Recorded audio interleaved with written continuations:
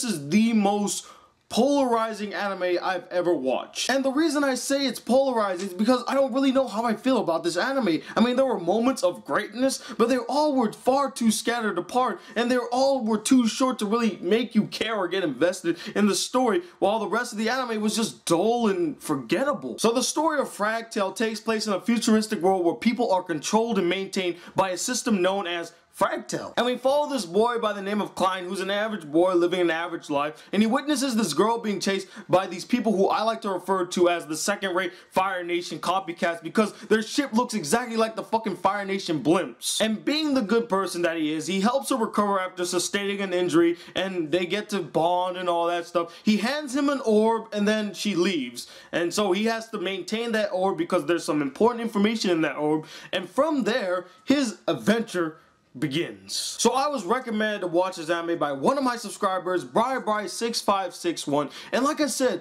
I feel very polarized by this anime, but as I think of it now, I think I'm leaning towards the I don't like this anime, because I'm thinking about how it ended, and it made me realize none of this needed to happen, and I will explain later. But let's talk about some of the good. But the problem about talking some of the good is that the good blends in with the bad, because nothing really substantially good happens in this anime. It's like bits and pieces of goodness. But the really good part of this anime is that most of the characters are really fun to watch, and some of them get really great character development. My favorite characters in this anime are without a doubt these three stooges. I mean, right off the bat, these guys were solid, they were hilarious, and they were fun to watch. And to a degree, I did like the main character of Klein. I mean, he's just an average boy who got pulled into the situation that he didn't really want to be a part of. And you really see him kind of grow as a character. There are moments where he really goes through a development. He witnesses death for the first time, which really puts him in a distraught state. And he's really learning more and more about the struggle that these people are going through. So in a sense, he grows as a character, but not as much as I wanted him to, and I'll get to that later. Probably the most developed character in this entire anime is Fuin. She's basically a part of this religious cult that controls Fractale, and she's referred to as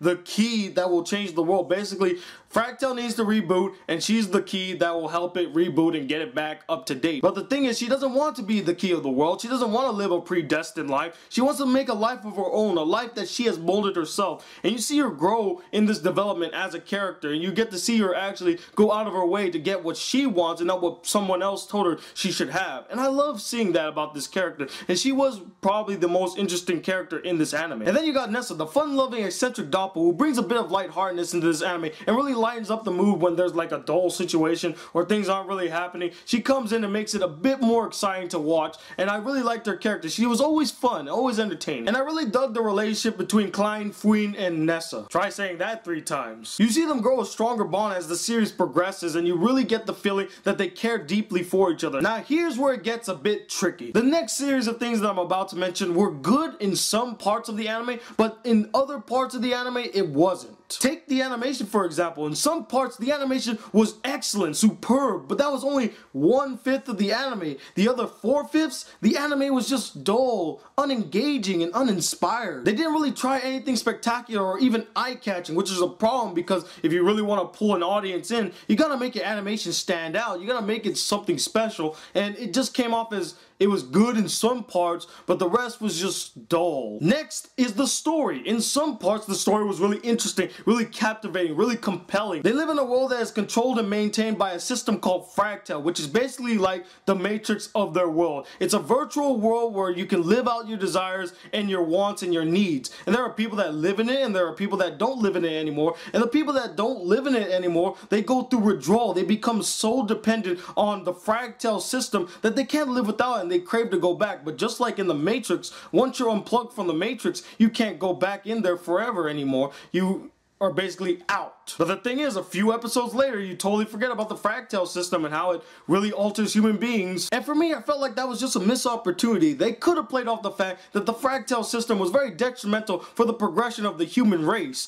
But no, they kind of just pushed it to the wayside and made it like a subplot that's kind of there. And lastly, characters, some of which were really well developed, while others were just underdeveloped and you really didn't care about them. Especially Klein, I never really felt like he changed as a character. He's the same person in the beginning as he is in the end. The only thing that really changes about Klein is that he grows a stronger bond with Fuin and Nessa, and he's experienced death. that's about it for his development. And there were other characters in the anime that I felt like they could have developed a little more. I really would like to know their backstories or see a growth in their character, but no, they pushed to the wayside. And now we get to the other side of the spectrum and we talk about the rest of the things that I didn't like about this anime. One of the biggest problems with this anime is that there's no weight to the situation. And what I mean by there's no weight to the situation, I didn't give a damn about their cause. I didn't care what happened to any of them. And none of the situations felt dire. I didn't feel like they were fighting for their lives. I didn't feel like they were in any type of danger. It just felt like, oh, they're just going through the motions and this is happening and that's happening. You just don't care. You're not invested in their cause. You're not invested in what they're doing, and you just come off as, it's whatever. I wanted to be pulled into their fight. I wanted to care about what was going to happen to them. I wanted them to succeed. In this one, they don't develop them enough for me to even care what they do. There's no closure. There's no ceremony. The only character that ever had a ceremony for him died early on in the series, and then that's the last we ever see of a ceremony for someone who died. So I'm guessing that guy was really important, but the rest of the people weren't? Come on. If you're gonna give one guy a funeral ceremony, you might as well give the rest of them a funeral ceremony. But no, the rest of them don't get one. Only he does. What? Another big problem, and this is the first time I've ever noticed this in an anime, but the person who did the musical score did a terrible job. The score does not match the tone of the scene. Like, there's a scene where these two characters are having a serious conversation, and instead of playing a serious, mellow type of song, they play this adventure theme, and I'm like, that doesn't fit the tone of the scene, and it took me out of the scene. The music is supposed to complement and support the scene to make the audience really connect and be pulled into the scene, but instead it just takes you off. It distracts you because you're like, why is there an adventures theme playing while these two are having a serious conversation? It takes you right out of the anime. And going off of my whole polarized feeling of this anime neglects to answer really important questions, like how did the Fractale system come into play? What is this religious cult? Why do they have control of the Fractale system? What is Klein's parents' doppels supposed to be? Where is Klein's parents? All you see is their doppels. What's the point of doppels? I mean, there's just so many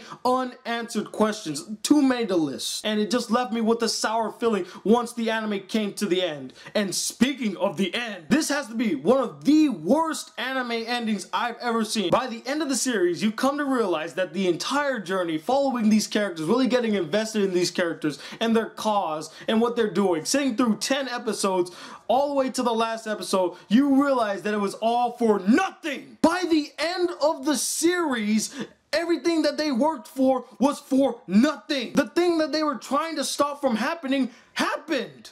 They let it happen too. That's the biggest...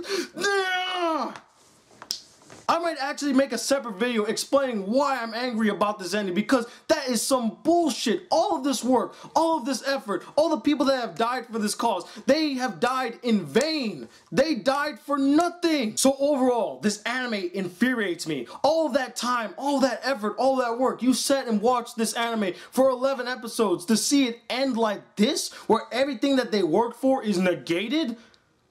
What the fuck? And that's why I'm gonna give this anime, for the first time in a long time, a 1 out of 5 stars. Yes, a 1.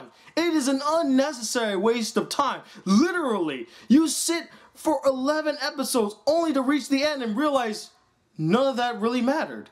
This whole adventure never mattered. Why did I even waste my time watching this? It's kind of funny how I started this review off not really knowing what I felt about it, but as I thought about it in making this review, the more and more I just hated it and reached my final verdict. But anyway, what did you guys think of this anime? Did you like it a lot, or did you hate it like I did? And let me know, what is your favorite sci-fi anime? Comment below, let me know.